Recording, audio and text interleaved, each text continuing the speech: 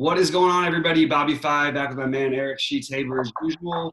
We're going to be doing a quick show, basically covering what our final PGA thoughts are.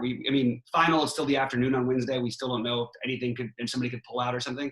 But for right now, this is where we're at. And yeah, Sheets, I know you have a pretty decided idea of what you want to do on this slate, and I'm excited about that. I'm going to make sure you can share your screen here in case you want to.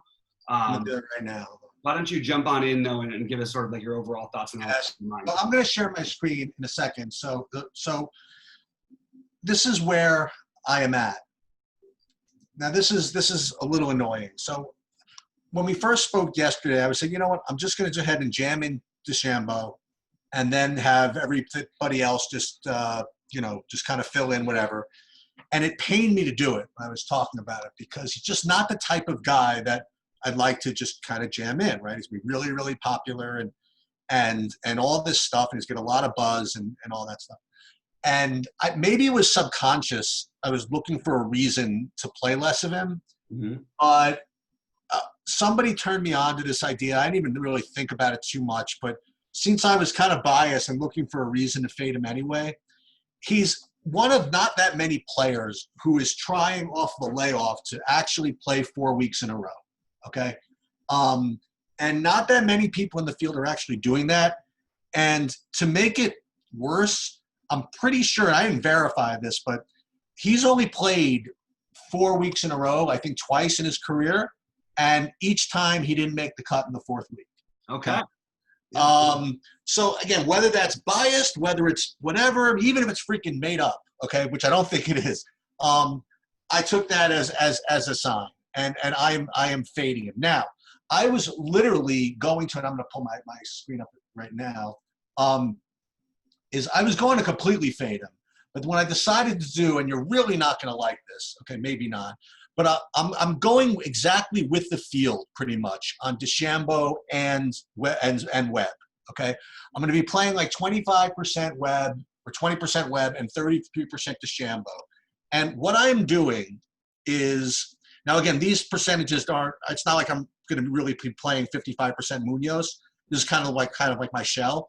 What I am going to be doing is I'm going to be really going heavy on Hideki, Patrick Reed, and Sungjae Im, okay? Those three guys, and to some extent Scotty Scheffler. And then what I'm going to do is just really just spread below. So like when I say 55% Munoz, I'm really not going to have 55% Munoz. He's going to be kind of filtered down a little bit. When I say, 25% Patrick Rogers, that's going to be kind of filtered down a bit. I'm not going to have 69% Patrick Wolf. The guys I am going to be overweight on, really heavy on, are the ones I mentioned. It's going to be Reed, Matsuyama, and Im. And to some extent Scheffler. And the thing is, I got this whole stable of like these 7K guys that I want to just kind of grab some of. And while I don't want to have like 2% of like a whole bunch of guys, I feel as though I could even get 10% of these guys and still be overweight enough to make it work. So what I did was I am going to be playing, just so you guys know, I am going to be playing 40 entries in the million, along with my single entries and other things. And one of the things is there's the VIP section of DraftKings told me if I played over 1,000 in PGA this week, they were going to credit me with like 2 cents or something like that. So I got to make sure to do that. So that's going to be my approach to the million. I'm going to play, heavy on those guys and then just kind of spread around kind of underneath based kind of on ownership and other things. So maybe what we should do is like talk about your overall approach. Yeah. Then we could get into, what those guys kind of look like underneath. Yeah, I think we have a little bit more similarity than you might think. Okay. I have a ton. The guy who I probably am the most overweight. I'm trying to look. It's pretty close. There's a grouping of guys. Now, DeChambeau, I think is just going to be so highly owned, especially like on FanDuel. So I like this fade, especially bet on FanDuel, like for DeChambeau. I sort of am starting to come along to Webb. He's done really well on comp courses. In the past, I believe that, again, these guys are very close, and I actually like him. I just don't think he's going to be that low owned either. On FanDuel, again, I'm going more to Tyrrell Hatton. I'm not doing it as much on DraftKings. On DraftKings, I love Adam Hadwin this week. I think he's a really solid play at a lower price range. Like I feel much better about Adam Hadwin than I do about Doc Redman, who I even like. But I just think Adam Hadwin's is a much better golfer. Yeah, that's just so you know, if you don't mind, what I'm doing, guys, by the way, like, again, this is the way I learn, is I'm looking for guys to kind of make sure I have some of. And I remember, don't think I had any of Hadwin or whatever. And even just if Bobby likes it a lot, if I wasn't going to have any of them, for me, that's good enough to throw him in for 10%. You know what I mean? Yeah. So that's the way I listen. I've got him fairly heavy. I've got like probably too much of him right now. I've got him at like 30 some odd, 35%, I think. But actually, maybe not. I mean, I may end up sticking with that. I just like all of the numbers for him. I think that he's just a good golfer. I have a ton of Van Rooyen. He's the guy in the so there. I don't like the 7K range very much. Like you said, you can sort of spread it out. I think Van Rooyen is look, if he's a bomber, when he's got it going, you have a bunch of par fives on the course. He played well last week, ended up tied for 21st at 14 under. I just think that he's an interesting way to go. I don't think he's going to be crazy high owned. So probably talking about 10% plus or 10% to no more, not 15, 10 to 12 maybe. And I think Van Rooyen is going to be in about 30% of my lineups. So I like him quite a bit as well. On the high side though, what I'm really doing is I am sort of shuffling a little bit the guys. And I think I'll have as much Patrick Reed as I do Bryce, just because I think you're getting an ownership edge on a player who's probably, okay, I don't know how to say better, but whatever. Overall, he's been a better golfer through his career. DeChambeau right now, it's hard to argue with anybody. He's made 4 top 10s in a row. What are you going to say? But overall, you could definitely like take the ownership, the lower ownership, the lower discount, and build your lineups a little bit differently. The guy I want to talk about a little bit, though, that I'm sort of really heavy on, and I want to see if they've updated the ownership projections on him, if there's going to be any at all. And they haven't updated any projections or ownership. Let me refresh this whole thing over here. But Kurt Kitayama, okay? So the thing about this guy is he ended up leaving and playing some other playing overseas a little bit. But when he's played, he finished 18th at the last major he played in. He had a win before. He made 6 of 7 cuts. He's got 1 top 10 in there. He's 8,100 for a guy who's a late addition. He was a replacement, and I just feel like no one is going to play this guy. He's a good golfer. He's been playing. Even if he's playing on other things, he's competed with the best before. And I think he's sort of an interesting route to go. I like Doc Redman. Everything looks like Redman makes sense for this course. I just think it's kind of weird that, you could get these other guys at a fraction of the ownership. And really, they're not Hadwin actually, I would just put as a better golfer at this moment. Maybe it's shifting. But Kitayama, this guy has got upside. And I just think that he's an interesting other guy in that price range that I like. So, along with Van Rooyen. So those 8, 81, 82, those 3 players are going to be in a lot of my lineups. And that's sort of what I'm doing with my middle tier. I have about 25% Im, and I have about 20% of Matsuyama. So I'm with you on those guys. Oh, the other guy I like a lot as a sleeper is Tyler Duncan. Sort of just absolutely no one paying attention to this guy, that he's come in 38th or better in all 3 of the tournaments so far. I mean, he's, again, playing 4 weeks in a row. Going to have no ownership, but has put up a 28, a 38, and a 32 at 7K. And we have worse golfers on the course this time. So he's the guy I'm willing to take a shot on. Him, Wolf, Hubbard, Harmon. I'll have exposure to. I have more Harmon than I want right now, but he's another. Those are just other sort of middling 7 to 9, 8K guys. But on the low tier, it's mostly going to be like the Wolf. Duncan is 7K, so it's a little bit more. But Munoz I'll have exposure to. Probably like 15%. I'm going to have exposure to Lanto Griffin, but probably just like 10%. And I'm going to be splitting it up with some of those guys. But the guys I'm a little heavier on are the ones I mentioned. Are any of those guys sort of out of the blue? And Finau. I forgot about Finau. I'm going to try and get Finau in more lineups. I feel like I've sort of underutilized him. I think his price for I just feel like he's I feel as good about him being a top 10 finish as I do about the guys who are priced above him. And I'm just laying off the chalky, my favorite golfer, the guy who I always play, Victor Hovland. I just am barely playing him because I just don't want to play him at that ownership again. Another guy's playing his 4th tournament in a row. He's 21 years old. I'm willing to take some shots on some lower ownership.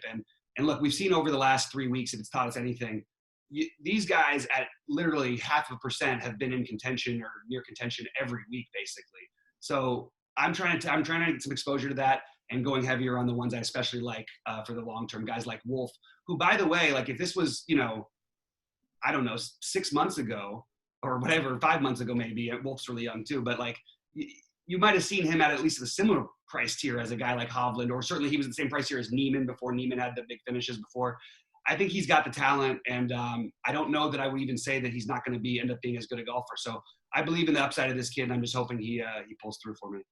Yeah, so let me piggyback off of that a little bit and go through some of these kind of cheapies that I'm going to be playing, some angles I picked up along the way, whatever.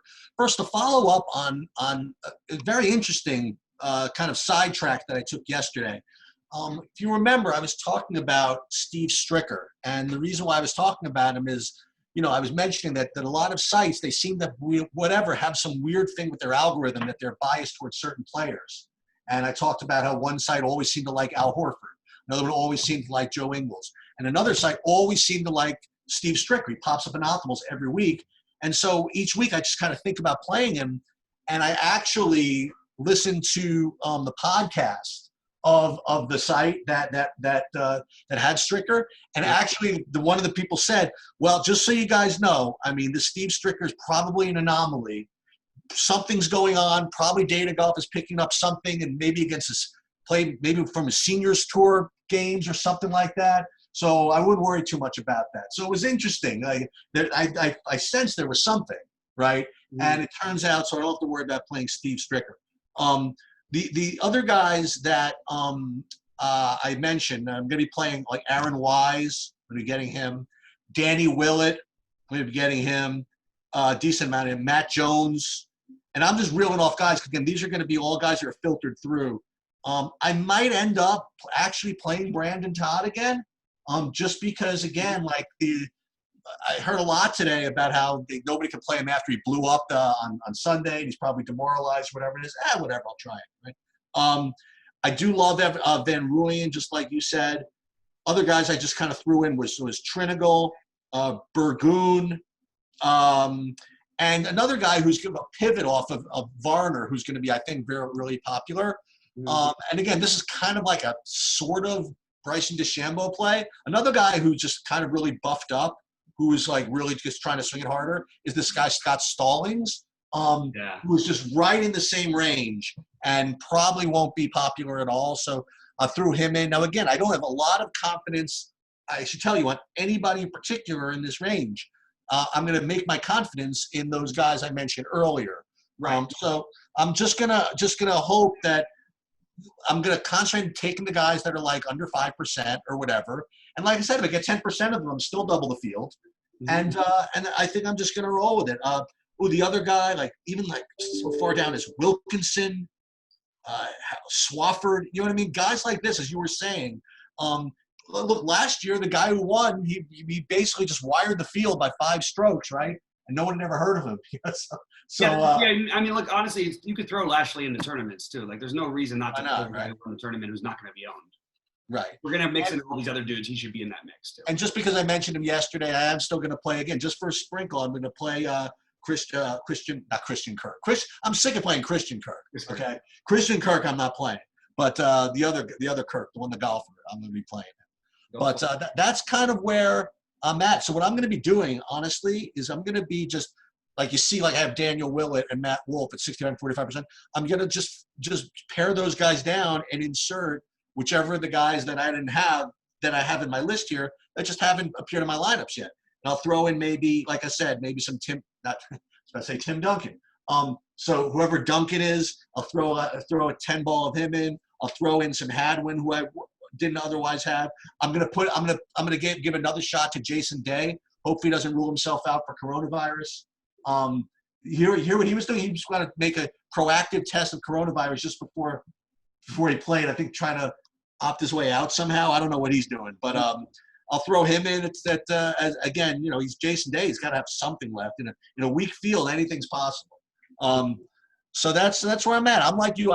You're probably not full faded, but I'm gonna have 0 DeChambeau. Not DeChambeau. 0 Hovland, and I'm gonna have 0 Hatton on DraftKings.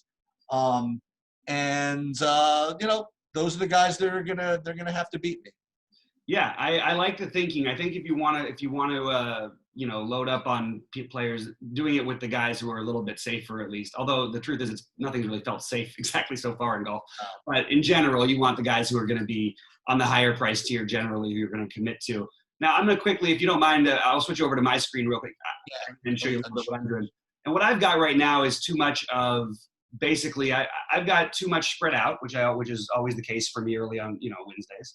Are you doing 150 or 100, or what are you doing? I'm probably just going to, because I have some practical things I have to take care of. I'm just going to play a little bit less than I normally do. So I'm probably going to play like somewhere between 50 and 100 lineups and million. I'm going to play 2 in the 555. I'm going to play 1 in the 555 on FanDuel. I'll show them to you real quick, sort of the initial builds. We don't know how it's going to end up.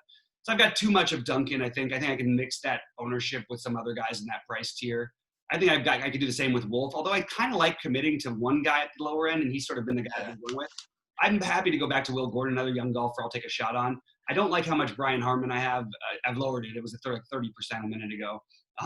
But that's one I want to correct. So some of the Wolf, Duncan, I can certainly find some interchangeable names and at least get some exposure to them in maybe some of the smaller contests, or also maybe I do want to play them in the 555, and I might just make one really, really, really low-owned guy instead of playing, Wolf or Duncan, who in the higher buy-in are going to have at least some people aware of them, where there are some guys who just no one in the world is going to be willing to go to, including guys like Harry Higgs, by the way, after last week. So mixing up those guys is something I could probably work on, fine-tuning my lineups. Like I want more of Reed and more of Finau. I want less of Bryce. I want more of Hideki, more of him, more of who was the other one I had? Oh, Kevin Kisner. He's another one for me. I think he's a better golfer, and his price is still in that weird comfortable tier. But again, softer field, easier tournament, or fairly easy tournament. Extra par fives. I just feel like he can put it together to be a decent enough golfer to, at 7,700 to make some sort of a run. I probably want to get it to 10% of Lanto Griffin. I do have Kitayama in 15% of my tournaments right now. And this is an interesting one because you have a guy who didn't have actually he still doesn't, no, now he does. He has a projection now, finally. But there's no cut probability, win probabilities on I'm looking at 2 sites right now. Sorry. Well, what was the story with him? He was added late to the roster? What's that? What was the story with him? Yeah, he came in for, who was it who was announced out at the beginning of the week? Harris English. Yeah, Harris English. And by the way, I do think, speaking of that, we probably should be aware that it could happen again. I'm kind of shocked that the numbers, how they go, it's kind of weird. I don't know how exactly that happened, but it did. So, we'll assume this is who's playing right now. But again, I wouldn't be surprised if we heard about some late scratches. So I will be driving my daughter to back to Santa Barbara. I'm in LA with her now. And then we're going to come back down, and I'm going to come back down and then in the middle of the night, edit my lineups and maybe even do a live show tomorrow morning. Cause I'm really getting more into this. And I do think there's some more room for me to narrow down my ownership, but I sort of like the guys who I'm spread out on and, just taking a bunch on these young guys, trying to get 2 to 4, maybe even 5 times like Wolf, the ownership of what the field has on guys who could go out there and play just as well as the very highly owned Hogland at 10K. That's sort of how I look at Van Ruyen, by the way. I think they're actually not that different. And you have a guy with half the ownership at who's 2K less, and that things like that is just sort of what I'm trying to do to shift. But in terms of the top guy, I really did struggle with deciding on one who I liked the most. The guy who I've been on the most lately has been Reed. You can see my lineup over here. Just real quick, I'll show just what my 500 build is right now on FanDuel. I have Webb, Reed, sort of the opposite of the other sites. I have Webb, Reed, and Hatton all together with Stewart. You have Gooch in your big one. No. This is a placeholder, and it's to try and because we were trying to come on air. I was trying to figure out the Gooch Munoz. I kind of like him as one of my stabs also. Yeah, I've got him as a stab, and he's so cheap on FanDuel that there aren't a whole lot of guys at that price, So I sort of thought that he was I'm sort of open to considering it, but he's, realistically, this is probably going to get shifted around a little bit. I just wanted to make sure that I remind myself in my big buy-ins, I need to have exposure to some of these guys. And then I'm playing some single entry 200 buy-ins and 100 and stuff like that. And if they don't make my big 500s, because likely I'm going to try and use 2 out of the 3 big guys on whoever I end up deciding on the most. But right now, it really is a dead heat, mostly between Reed, DeChambeau, and Webb. But it's sort of shifting a little bit more towards wanting to get Matsuyama and in there. So we'll see. But that's just where I'm at for right now. I do think this is like a course where you want to take. I mean, you want to take some shots on some of these really unowned guys. And like I said, that's why I want to get less than even Wolf. I'll probably end up with 20% of them. But there's just too good of a chance for too many guys to put up a big number here. And I don't know. I've seen what's been happening, and I want to embrace the variance. So we talked about all the guys I like, but I certainly don't mind. Like everybody keeps saying, what about this guy? What about this guy?